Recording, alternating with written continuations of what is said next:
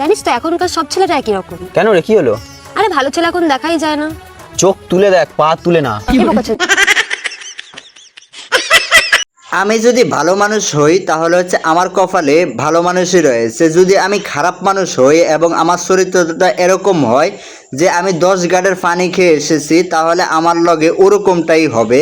তো দেখতে পাচ্ছেন যে তিনি ভালো মানুষ টোকাচ্ছে এবং ভালো ছেলে টোকাচ্ছে। তো প্রশ্ন সেটা নয় যে আপনার চরিত্রটা ভালো কিনা, আপনি ভালো মানুষ কিনা।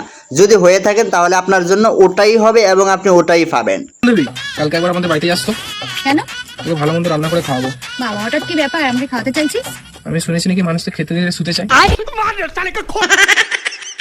বর্তমান সময়ে প্রত্যেকটা মানুষের এটাই চাওয়া পাওয়া এবং এটাই থাকে যে খেতে দিলে সোজা চায়। কারণ হচ্ছে প্রত্যেকটা মানুষ এমন একটা পরিস্থিতি অবলম্বন করে যে চরিত্রহীনতার কাজটা সকলেই করতে চায়, যে যেটা বৈধভাবে করা প্রয়োজন সেটা না করে চরিত্রহীনতাটা আগে প্রাধান্য দেয়। তো আমরা সকলে সতর্কতা অবলম্বন করা চাই যে এই সমস্ত চরিত্রহীনতার কাজ থেকে আমরা বিরত থাকা চাই। বাবা একটা চুমু দাও না। না, চুমু দিলে যদি আমি প্রেগনেন্ট হয়ে যাই? চুমু দিলে কে প্রেগনেন্ট হয়ে যায়? চুমু দেওয়ার পর যখন লাঠিটা দাঁড়াবে, ওই লাঠিটাই কি 2026 এর ক্যালেন্ডার ঝুলাবি? এরকম নষ্ট কাজ করলে আমাদের পরিস্থিতি এরকম হতে যাচ্ছে এবং এরকম হতে পারে, এটা আমরা যখন জানি এবং আমরা বুঝি, আমাদের যতটুকু আকল আছে, জ্ঞান আছে, তাহলে আমরা কেন এই সমস্ত অবলম্বন এবং এই সমস্ত অনৈতিক কাজের সাথে জড়িত হব? এটা আমরা জানা সত্ত্বেও কেন এই সমস্ত কাজে এখানে যাব? ওখানে ছেলেটার কোনো সমস্যা হবে না, মেয়েটার সমস্যা হবে, তারপরেও কেন ওখানে গিয়েছে তিনি? বেবি আজকে না তুমি একটু তাড়াতাড়ি কাজ থেকে বাড়ি ফিরে আসবে। বেবি তুমি তো জানো আমার কত কাজ থেকে, কি করে তাড়াতাড়ি বাড়ি আসি বলো তো? আরে খুব ঠান্ডা পড়েছে, একা একা থাকা যায় না। আরে বাড়িতে তো হিটার আছে, তুমি চাপ নিচ্ছ কেন তো? আরে এই ঠান্ডা হিটারে নয়, তোমার থার্মোমিটারে যাবে।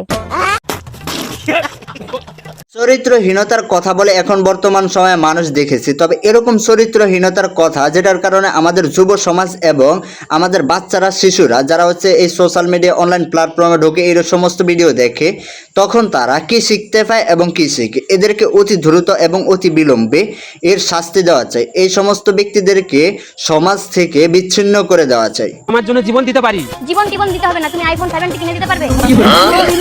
একটা আইফোন 17 প্রো ম্যাক্সের এতই দাম, যেটার কাছে হচ্ছে আমাদের নিজেদের দেহ বিক্রি করে দিচ্ছে এবং নিজেদেরকে আইফোন 70 কাছে হচ্ছে বিলিয়ে দিচ্ছে। এটা এখন বর্তমান সময়ে দেখা যাচ্ছে 99% হচ্ছে মেয়েরাই করে যাচ্ছে। হারামজাদি মাইয়া সারাদিন খালি মোবাইল টিপে খায় আর ঘুমায়। ভাবছিলাম এই শীতে আরে বিয়ে দেবো।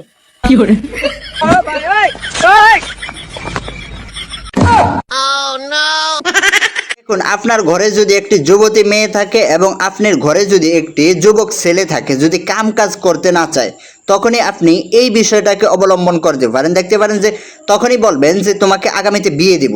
এটা শুনলে তিনি কাজ করতে উদ্বুদ্ধ হবে এবং এই টেকনিকটা অবলম্বন করে আপনারা হচ্ছে তাদেরকে কাজে লাগিয়ে দেবেন।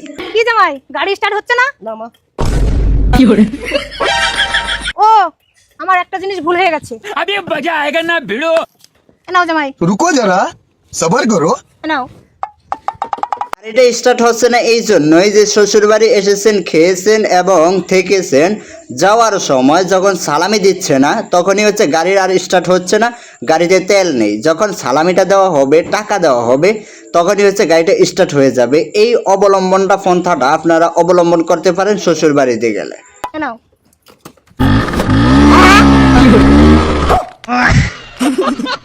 দেখলেন তো, যখন টাকাটা দেওয়া হয়েছে এবং সালামিটা দেওয়া হয়েছে তখন গাড়ি অটোমেটিকলি স্টার্ট হয়ে গিয়েছে, গাড়ি চলে গিয়েছে।